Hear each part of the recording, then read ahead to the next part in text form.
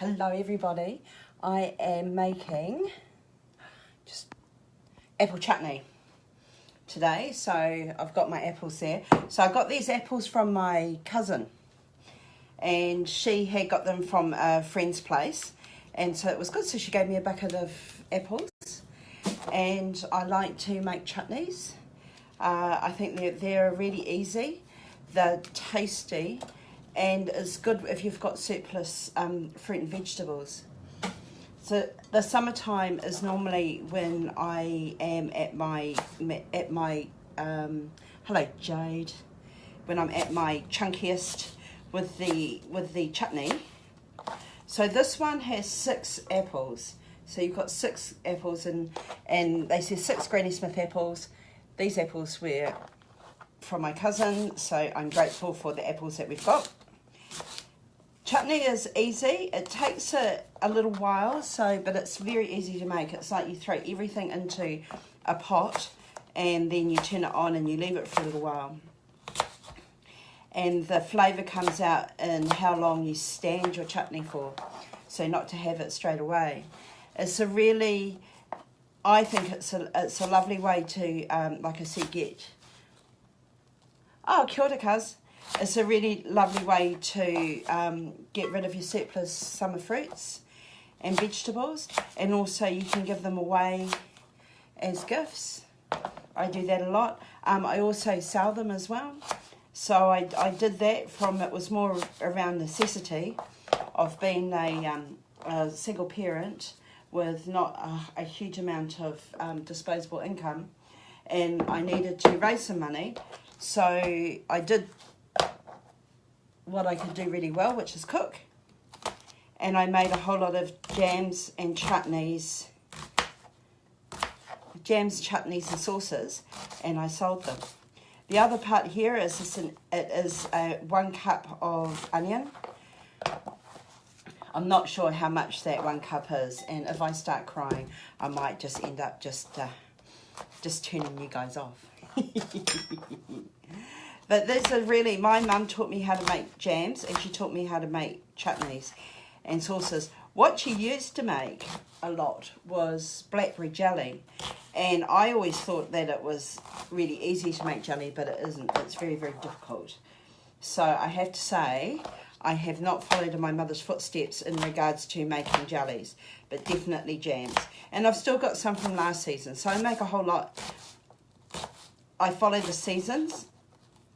Right, I'm going to start, my eyes are going to start to water now, so I'm going to stop. I'm going to stop with the onions. So I'm using a really big, so this is a big, what they call a Dutch oven casserole dish. Now, I'll tell you a little story about this dish. I'm not putting everything in there. My daughter and I were at the Salvation Army shop in Kilbirnie. So we go down to the Hoka shop all the time. We've got a little kind of group of shops that we like to go to. And then I saw this little sucker. And it is Le Creuset. See? Look at that. I'm not sure what night I'm going to make risotto, Jade. So what I did so I bought it, and it was something like $25. Came home, told my daughter to go and have a look on the internet, see how much it is. I kid you not, recommended retail price for this little buddy is $900. $900. $900. So I'm a happy girl, and it's beautiful. I mean, I've got to say, it's beautiful to use. So what we're going to put in here, now we put our bulk of our ingredients, which is onions, as well as apples, and we're going to put sultanas in here.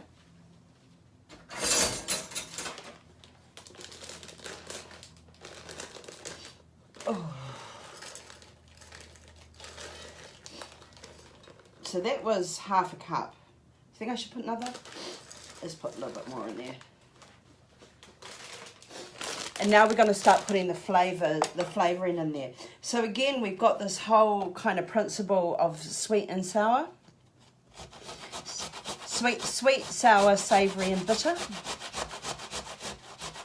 So the sweet is brown sugar. I just got to find where my brown sugar is.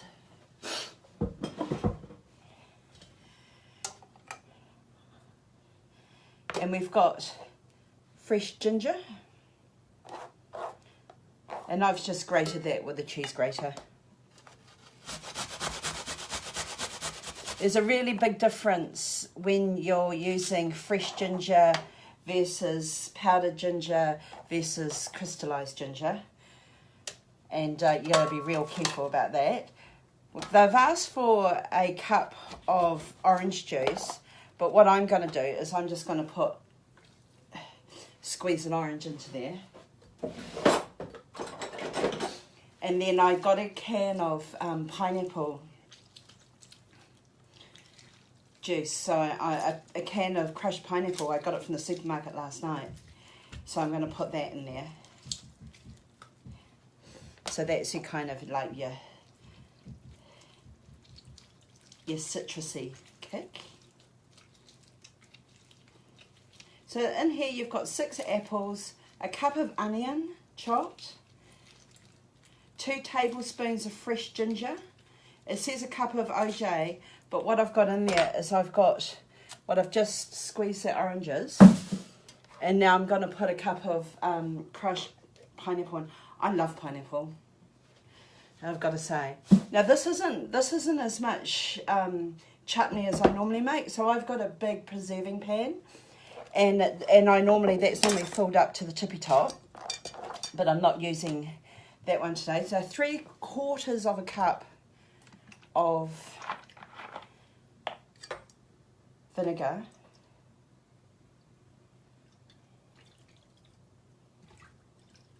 It's about a cup. Ugh. Put that in there. I'm not the most precise of cooks.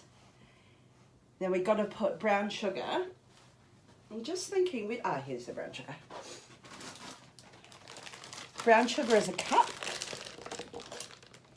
Now you could also, this is actually a pretty good recipe. Oh, I'm making apple chutney. I'm making chutney. So this actually doesn't have, normally you could have the same weight of sugar. This doesn't have that much sugar in it, so we're okay.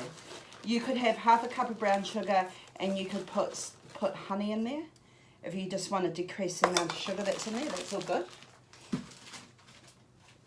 And then we're going to put 1/4 of a teaspoon of chili flakes.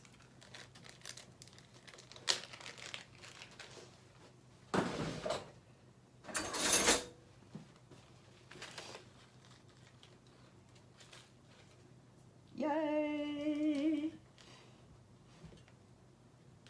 And we've got the raisins in there.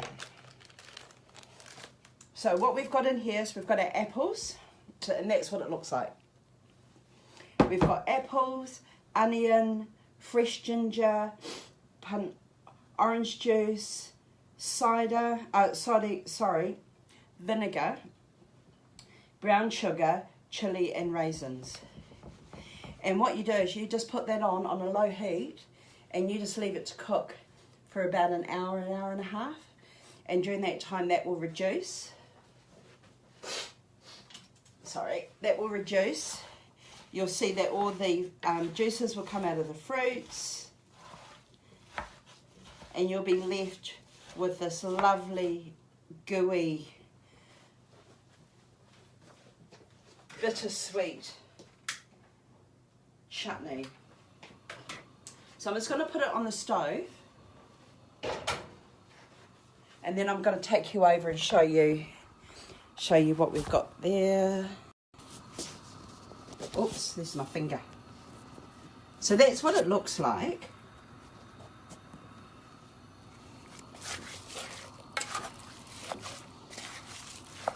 Now I'm not going to say in the olden days, but in the olden days when our mums were young, this is what they used to do with all the summer fruits as a group, as a collective. You'd get all the mums would go to someone's house, and everybody would do bottling.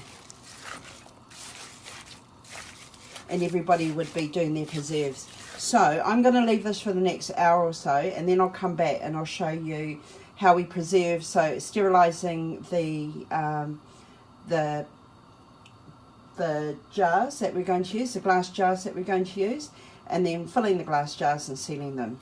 So we'll get there. So that's in about an hour and a half, I think. And chutney is just lovely. There's just so much goodness that's in there. And it honestly, you look really posh when you take it to lunches and you have it with crackers or with really nice bread.